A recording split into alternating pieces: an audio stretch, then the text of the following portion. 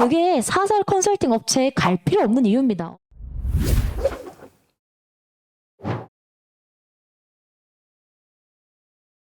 이건 어머님들보다 애들이 좀 많이 집착하는 거예요. 전공 적합성. 의대를 가려면 의사로서의 뭔가 대단한 활동, 경제학과를 가려면 경제학에 대한 엄청난 배경 지식이 필요하다고 생각을 합니다. 대학에서 전공 적합성은 우리 학과에 와서 공부할 수 있는 베이스가 되느냐를 보는 거예요. 경제학과에 올 거면 수학이나 영어를 잘했는지 본다는 거고, 공대로 올 거면 물리랑 화학을 잘했는지를 본다는 거지, AI와 관련된 특별한 탐구활동이 있다고 점수를 더 주겠다는 게 아니거든요. 그래서 그 집착을 버리는 게 아이들이 중요합니다. 프로이트의 오디오푸스 콤플렉스에 의해서 유아기의 무의식에 대해서 저는 탐구했습니다. 유상기하학이요. 수학과 가서 석사에서 배우는 거고요. 수학 교육과는 심지어 배우지도 않아요. 학부생도 어렵고 심지어 석사 1학년도 못할 것 같은 주제를 들고 오면 안 돼요. 그게 사설 컨설팅 업체에 갈 필요 없는 이유입니다. 어머님들. 사설 컨설팅 업체요. 수학 전공자, 석사 전공자, 과학사 전공자, 물리 석사 전공자 한 명씩 배치해가지고요. 그냥 보고서 뽑게 합니다. 그러니까 아이들의 스토리 상관없고요. 아이들 개별적인 성향, 성적 고려 안 하고 석사 수준 보고서 복붙 하는 거예요. 보고서 내용은 좋아 보이죠? 그건 정말 옛날 방식입니다. 좋고 특별하고 유니크하고 되게 어려운 주제를 선택하는 게 아니라요. 학교에서 배우는 과목에 근거해서 우리 아이다운 시각을 보여줄 수 있는 주제를 선택해야 되는 거거든요. 구글 챗GPT 돌려서 다른 친구들이랑 뭔가 다를 만한 유니크한 거 찾을 생각하지 말고 친구들이랑 같이 뭔가 해결해 나가는 그 과정이 집중적으로 들어가게끔 해라. 그걸 기반으로 했을 때 고등학교 3학년 때 이 정도 들어가는 건 괜찮거든요. 근데 1학년 때부터 막 집어넣지 마세요. 처음 생기부 써보는데 뭐 자기들이 어떻게 열심히 이런 거 타이겠어요. 그래서 그거에 너무 집착하지 말라. 1학년 때는 성실도입니다. 아이들이 수학 과목을 자기 전공이랑 연결시킬 때 한계가 큽니다. 자기의 내용을 넣으려고 하는데 그러면 발생하는 게 동시다발적인 한계입니다. SIR 모형, 전염병 확산 모델, 미적분과 혈류 속도, CT 촬영 등등. 어머님들 좀 익숙하시지 않으세요? 우리도 중딩 때 했죠.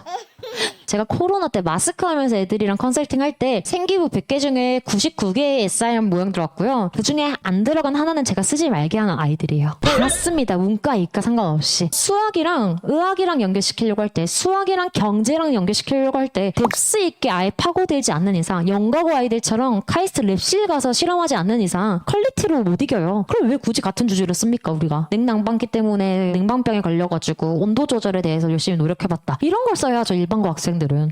교과 과정을 무시한 게 있죠. 영재고 과거가 아닌데 선형대 수학 이거 엄청 은근많이요 애들. 2028 뭐라고 했죠? 면접 변별력 높아진다고 했죠. 아이들이 저랑 면접을 하면 전 기본적으로 어떤 면접장에 가도 나랑 준비한 것보다 난이도가 낮아야지 잘 본다고 생각을 해서 제가 조금 압박 면접을 많이 해요. 다 울고 멘탈 털리는 부분이 있어 보여서 썼는데 전혀 이해하지 못한 개념에 대해서 제가 파고들 때 어떤 식으로 면접이 활용될지 모르는데 이해도 못한 주제 쓰면 되겠습니까? 모든 대학에서 유일하게 교육부 정책에 따라가는 거는 공교육 활성화를 하고 싶어 해요. 그래서 학생이 본인이 다니는 학교에서 배운 걸 기반으로 학생다운 시각으로 문제를 어떻게 해결해 나갔는지, 거기서 본인이 뭘 성취했는지를 보는 거예요. 제일 중요한 건 학생다운 시각이에요. 유니크하고 남이랑 다른 특별하고 차별화된 거 없어요. 요새처럼 챗GPT랑 구글링 너무 잘 되는 시대에 오히려 내가 다른 친구들보다 뭔가 주변에서 문제를 찾는 조금 성실하고 학생다운 사람이다. 그런 뭔가 성실성을 생기부에 계속 녹여내야지 특출남, 영특함 이런 거는 요새 일반고 생기부에서 보여주는 거 아닙니다. 비교과 예시, 정규 분포 곡선을 통해서 확률을 구하는 응용력을 발휘했다. 화학 시간에 배운 어떤 수학적 원리를 탐구하여 비화학적 접근을 추가적으로 시도했다라고 했습니다. 학통을 선택하지 않은 친구였거든요. 이 친구는 미적분 과목에서 3가지를 했죠. 학통을 선택하지 않은 단점을 보완하기 위해 미적분에서 탐구 출발에 통계 내용을 넣었고요. 두 번째로는 화학 교과랑 기하 교과의 연계성을 보여주기 위해 미적분을 강조했습니다. 즉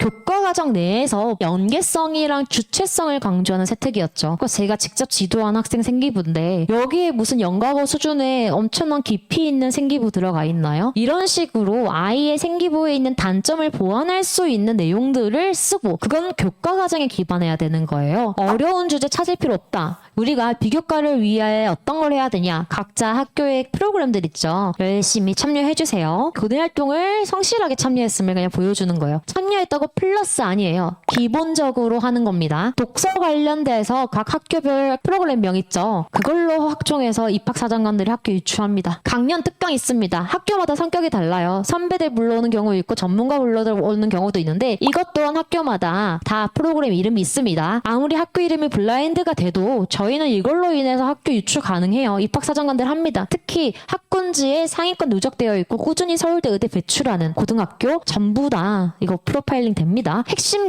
탐구활동 그리고 교내 주요 동아리 있습니다. 서울대 의대를 합격한 선배가 유구하게 계속 있었던 수학 동아리라든지 생명 동아리 같은 경우는 그걸로 그 학생 전교 등수를 유추하기도 합니다. 여기서 다른 건 다 어렵지 않죠? 문제는 이 독서 활동입니다. 선생님, 독서는 어떻게 활용하는 건가요? 생기부의 주체는 누군가요? 선생님들이죠. 최대한 좋은 생기부 써주고 싶잖아요. 교육청에서 최근에 선생님들에게 제시를 하는 게 탐구 내용 쓰지 말고 그 친구가 교과 과정에서 얼마나 열심히 했는지 써라 라고 하는데 또 애들은 마음이 달라요. 영어 잘했다, 수학 잘했다 말고 다른 애들이랑 다르게 탐구 내용 한 거 써주세요. 절충안으로 들고 와봤습니다. 땡땡땡 지문 발표에서 반복 사용을 피하기 위해 동의어와 다양한 구문을 활용했다. 자본주의와 신약기술에서의 영리성의 불가분의 강의를 강조하며 연구자로서 윤리의식과 사회적 책임을 피력했다. 그런 입장을 프리젠테이션으로 하는 과정에서 유창한 영어 실력을 보였다. 기본적으로 영어에 대한 교과 과정에서 충실한 걸 앞뒤로 배치를 했고요. 본인이 생명연구, 약학연구에 관심이 있었던 친구라 독성학이란 책을 연구윤리, 즉 인문학적 사고로 끌고 왔어요. 독서를 통해서 본인이 관심 있는 분야에 필요한 인문학적 사고력을 강조하는 겁니다. 내가 이 책을 읽고 교과 시간, 화학 시간에 배우지 못한 다른 내용을 독서로 쓰는 거거든요. 자기소개서가 있었을 때 5년 전쯤에 전 서울대 의대 쓰는 친구인데 책 3권을 써야 됐었거든요. 그때 거기에 동화 썼어요. 책이 어떤 건지는 중요하지 않습니다. 2028년도에 입시지 변화가 많이 바뀌고 있잖아요. 그래서 예측을 하고 있습니다. 어떤 게 부활이 될까? 서울대가 교사 추천서를 부활을 했잖아요. 그러면 과거에 있었던 독서 지문을 활용한 독서 제출록 같은 것도 생길 수도 있겠다라고 조심스럽게 예측을 하고 있습니다. 친구가 쓴 거 볼게요. 한국 전쟁의 사회적인 측면과 개인의 경험에 기인한 내적 갈등을 구체적으로 그려서 나는 액자식 구성과 이 상징성을 통해 입체적인 것을 파악했다. 형과 동생이라는 이분법적인 인물의 설정을 통해서 주제가 강조됐다. 책을 읽으면서 역사적 사건으로 아픔을 지닌 개인이 극복하게 되는 과정에서 삶의 자세를 배웠다. 내용만 보면 어때요? 잘 쓴 것 같죠? 근데 저자랑 독서 전달 정보에 집중했어요. 독후감인 거예요. 본인이 느낀 건 딱 한 줄이죠. 한국 전쟁을 경험하지 못한 친구가 역사적 사건은 지금 무슨 아픔이 있는지 모르겠지만 그걸로 인해서 본인이 배웠대요. 너무 추상적이에요. 이청준 작가의 병신과 모자리가 아니고 이게 채식 주제가 들어가도 상관이 없을 것 같고요. 어떤 책이 들어가도 비슷할 거라면 굳이 이 책을 읽어서 본인이 독서 활용을 했다라고 강조할 수 있는 게 아닌 거죠. 그러면 똑같은 책을 어떻게 쓰면은 좋은 책일까요? 병신과 머저리를 통해 외상을 마주하며 내적 상처를 마주한 현대인들의 모습으로 확장을 했다. 개인의 상처를 인지하는 것 자체가 질병 치료의 원동력이 될 수 있다는 사고를 하면서 사회 시스템이 개인에게 끼치는 외상 트라우마에 대해서 한번 공부를 해봤다. 그래서 현대 사회 속에서 정신질환 양상에 대해 탐구하며 참전용사의 공공의료 정책 개선 방안에 대해서 발표를 했다. 이런 식으로 독서를 활용하는 겁니다. 책 제목, 책 요약 중요한 게 아니라요. 무엇을 얻었는지가 중요한 거죠. 이건 사실 제가 쓴 거기 때문에 잘 써진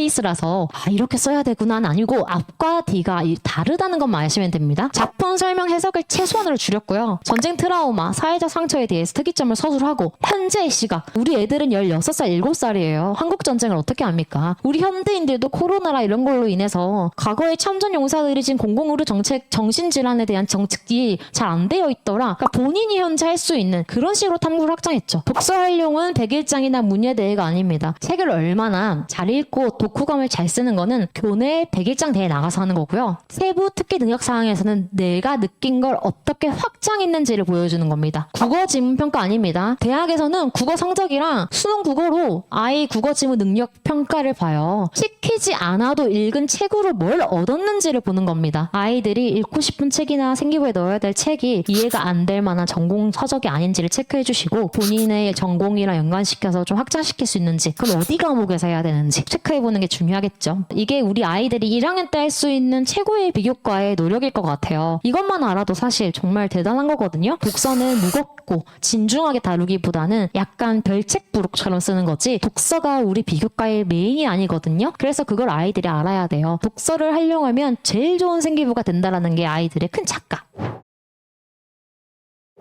우리나라에서 노벨문학상 하면 타줬으니까 한강 정도는 읽어줘야 되지 않을까? 정말 유명한 작가, 유명한 저서, 셀러 쓰면 자기들이 유식하다라고 착각을 하는데 아닙니다. 노벨문학상을 탄 한강의 채식주의자를 읽고 환경 파괴 원인이 육식문화에 있다라는 비판적 생각을 하게 되고 나도 일주일간 채식을 실천했다. 책 읽고 실천했네. 중요한 건 이 책은 그런 내용이 아니라는 거죠. 구글이랑 치지피티를 통해서 블로그에 이런 게 있으니까 써요. 정말 유명한 작가, 유명한 저서, 셀러 쓰면 자기들이 유식하다라고 착각을 하는데 아닙니다. 이런 거 쓸 때 오히려 조심해야 돼요. 어렵고 좋은 유명한 책을 읽는 거 중요한 거 아닙니다.